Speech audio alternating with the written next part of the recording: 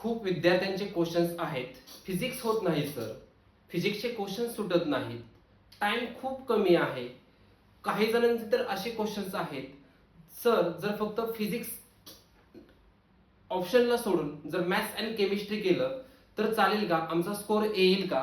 असे खूप सारे क्वेश्चन्स आहेत. पण माझं आन्सर असं असेल तर फिजिक्स हा ऑप्शनला सोडू नका. तर त्याच्यातले कोणते पॉइंट्स केले पाहिजेत, फिजिक्सची स्ट्रॅटेजी काय असेल हे आपण पाहणार आहोत. तत्पूर्वी नमस्कार, मी संदीप सर, कर्मवीर प्रबोधिनी सातारा, विद्यार्थ्यांच्या स्वप्नाला दिशा देणारी एक चळवळच्या युट्यूब चॅनलवरती मी तुमचे स्वागत करत आहे. हॅलो विद्यार्थी मित्रांनो, लास्ट फेज मध्ये आपली MST CET ची प्रिपरेशन चालू आहे. आता जर मी तुम्हाला क्वेश्चन्स विचारला तर कोणता सब्जेक्ट तुमचा वीक आहे, कोणत्या सब्जेक्टची तयारी तुमची कमी चाललेली आहे, तर मोस्ट ऑफ स्टुडंटचं आन्सर असं असेल तर सर फिजिक्स. तर फिजिक्स हा तुम्ही ऑप्शनला सोडू नका. तर त्या फिजिक्स मधले बघा, तुम्ही जे सोपे टॉपिक आहेत ते पहिले कव्हर करून घ्या. त्याच्यानंतर जे हाय वेटेजचे टॉपिक आहेत त्याच्यावरती अनेक काम करा आणि ते टॉपिक तुम्ही काय बघा तर कव्हर करून घ्या. जर टोटल जर आपण पाहिले बघा तर फिजिक्स मध्ये 26 टॉपिक्स आहेत 11वी प्लस 12वीतले मिळून सिलेबस मध्ये. तर त्यातले टोटल 10 ते 11 टॉपिकच तुम्ही काय करा तर व्यवस्थित करा. तर हे 10 टॉपिक कोणते आहेत ते आता आपण पाहणार आहोत. तर ते 10 टॉपिक कोणते, ते टॉपिक मला फिजिक्स मध्ये प्रथम केलेच पाहिजेत. त्या टॉपिक मधून बघा 25 ते 30 मार्क तुम्हाला काय होतं भेटणार आहेत. म्हणजे 25 ते 30 मार्क म्हणजे तुमचे पर्सेंटाईल झाले बघा 95 पर्सेंटाईल. म्हणजे 25 ते 30 मार्क जर तुम्हाला त्या टॉपिक मधून आले तर 95 पर्सेंटाईल तुम्हाला काय बदल पडणार आहे. तर प्रथमतः त्या टॉपिकला काय, तुम्ही 10 टॉपिकला प्रथमतः वेळ द्या. तर टोटल जर टॉपिक्स आपण पाहिले बघा तर 26 टॉपिक आहेत. 26 मधले तुम्हाला 10 ते 11 टॉपिक तुम्हाला असे करायचे, त्याच्यावरती तुम्ही टाइम काय करा तर फर्स्ट इन्व्हेस्ट करा. तर ते टोटल 10 टॉपिक्स 10 ते 11 टॉपिक्स कोणते आहेत ते आपण प्रथम पाहू. ते 10 टॉपिक कोणते आहेत बघा. फर्स्ट आहे बघा इलेक्ट्रोस्टॅटिक्स, त्याच्यानंतर AC current, mechanical properties of fluid, KTG, thermodynamics, oscillations, त्याच्यानंतर electric current, magnetic field due to electric current, magnetic inductions, त्याच्यानंतर semiconductors, KTG, oscillations, wave optics. बघा याच्यामध्ये बघा तर इझी टॉपिक्स आणि तुमचे जे हाय वेटेजचे टॉपिक्स आहेत याचं आपण काय करू तर डिवायडेशन्स करू.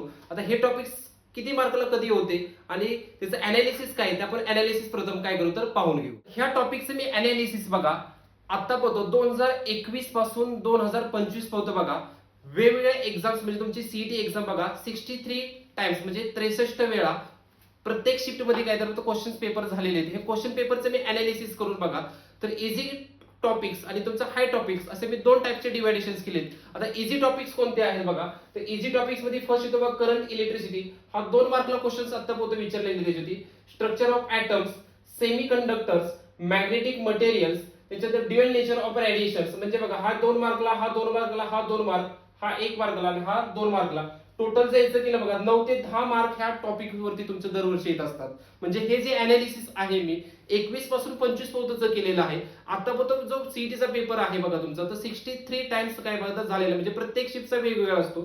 असा 63 वेळा पेपर झालेला आहे. त्याचं अनालिसिस करून मी काढलेले आहे. आता हे इझी टॉपिक्स आहेत. आता दुसरे टॉपिक्स कोणते बघा तर हाय टॉपिक्स. हाय टॉपिक्स मध्ये बघा electrostatics 3 mark, rotational dynamic 3 mark, mechanical properties of fluid 3 mark, superposition of wave 3 mark, KTG 3 mark. याचं जर पूर्ण ऍडिशन केलं बघा तर 15 मार्क आहेत. म्हणजे हे 10 मार्क आणि हे 15 मार्क. टोटल मार्क जर पाहिले बघा तर 25 मार्क, कारण की एक क्वेश्चन आपला 1 मार्कला असतो. टोटल जर मार्क पाहिले आपण फिजिक्सची तर 50 मार्क असतात आणि 50 क्वेश्चन्स असतात. टोटल मार्क किती झाले तर 25 मार्क झाले. म्हणजे तुमचे 25 क्वेश्चनची तयारी झाली. ज्यावेळेस तुम्ही 25 मार्क्स तुम्हाला पडतात त्याच्यामध्ये तुम्हाला बघा तर 95 पर्सेंटाईल पडतात. म्हणजे 25 तुमचं जर तुम्ही पाहिलं बघा तर टोटल जर अनालिसिस केला पुढे तर 50 क्वेश्चन्स आहेत. 50 मध्ये तुम्हाला जर 25 पडली. आता याच्यामध्ये CET मध्ये आपली निगेटिव्ह मार्किंग नसते. निगेटिव्ह मार्किंग नसते म्हणजे तुम्हाला जर 25 मार्क्स व्यवस्थित पडले आणि तुम्ही जर टोटल पेपर कव्हर केला आणि याच्यातनं तुम्हाला जर समजा आणि तुमचे 5 मार्क तुमचं जर तुम्ही इतर याच्यावरती तुम्हाला पडले तर टोटल 30 मार्क झाले. म्हणजे 95 पर्सेंटाईल पर्यंत तुम्ही काय तर फिजिक्स मध्ये काय तर क्वेश्चन स्कोर काय तर आणू शकता. 90% विद्यार्थी कुठे चुका करतात, कुठे मिस्टेक करतात. तर बघा फिजिक्स हा सब्जेक्ट नुसतं फॉर्म्युला बेस्ड नाही तर त्यातले तुम्हाला फॉर्म्युले, कॉन्सेप्ट आणि ऍप्लिकेशन बेस्ड न्यूमेरिकल्स विचारत असतात.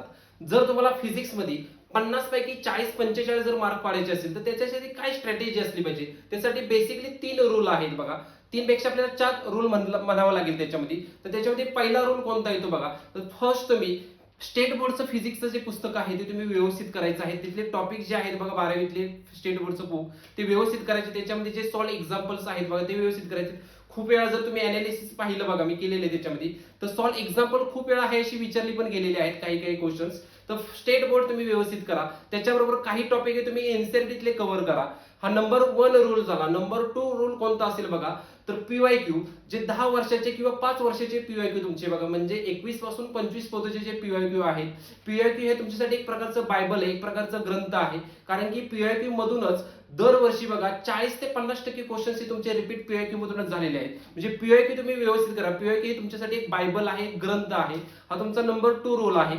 नंबर 3 रोल आहे बघा, तर तुम्ही स्टडी करत असताना फिजिक्सचा हा डिवायडेशन न करा बघा. म्हणजे हाय वेटेजचे टॉपिक्स, लो वेटेजचे टॉपिक्स आणि मीडियम टॉपिक्स असे डिवायडेशन्स करा आणि त्या पद्धतीने तुम्ही काय करा तर स्टडी करा.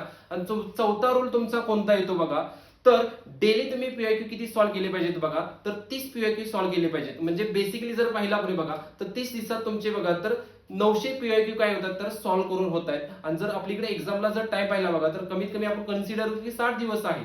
तर 60 दिवसात तुमचे बघा 1800 किंवा मॅक्झिमम तुम्ही 2000चं टार्गेट ठरवा की दररोज आपले 30 ते 35 काय बघा तर पीवायक्यू सॉल्व्ह झाले पाहिजेत. कारण की पीवायक्यू मधूनच मॅक्झिमम क्वेश्चन तुमचे काय बघा तर सीईटीला एक्झाम येत असतात. म्हणजे 40 ते 45% किंवा 50% बहुतेक पीवायक्यू मधून तुम्हाला क्वेश्चन्स आलेले आहेत. पीवायक्यू तुमच्यासाठी एक बायबल आहे बघा. आणि हे जर तुम्ही काय बघा पीवायक्यू कधीपासून चेक करायचे, 10 वर्षापासून जरी केले तरी चालते, किंवा मिनिमम तुमचे बघा 21 पासून 25 पर्यंतचे पीवायक्यू काय तर तुम्ही केले पाहिजेत. अशा पद्धतीने तुम्ही स्टडी करा. अशा पद्धतीने तुम्ही आता अभ्यासाला लागा आणि तुमचं स्वप्न आणि तुमच्या आई वडिलांचं स्वप्न तुम्ही लवकरच काय करा बघा तर पूर्ण करा. कारण की तुम्हाला जर चांगले मार्क्स पडले, चांगली जर रँक आली, चांगले जर पर्सेंटाइल पडले, तरच तुम्हाला चांगल्या कॉलेजला काय बघा तर ऍडमिशन भेटेल. चांगल्या कॉलेजला जर ऍडमिशन भेटलं तर चांगले तुम्हाला पॅकेज भेटेल. चांगलं पॅकेज भेटलं तर तुमची लाईफ खूप चांगली होईल. तर हे आता तुम्हाला वर्क करण्याची काय बघा तर गरज आहे. तर तुम्ही आता अभ्यासाला लागा आणि तुम्ही जे तुम्हाला जे काही क्वेश्चन्स असतील किंवा जर तुम्हाला कोणती डाऊट्स असेल तर तुम्ही मला कमेंटमध्ये नक्की क्वेश्चन्स विचारा. त्याचं आन्सर मी तुम्हाला डेफिनेटली देईल. अशाच पद्धतीने काय तर आपण इथं आता थांबू. आणि जर तुम्ही माझ्या चॅनल जर नवीन असाल आणि तुम्हाला युजफुल जर माहिती पाहिजे असेल तर आपल्या चॅनलला कर्मवीर प्रबोधिनी सातारा विद्यार्थ्यांच्या स्वप्नाला दिशा देणारी एक चळवळ या युट्यूब चॅनलला तुम्ही सबस्क्राईब करायला विसरू नका. ओके, जय हिंद, जय महाराष्ट्र.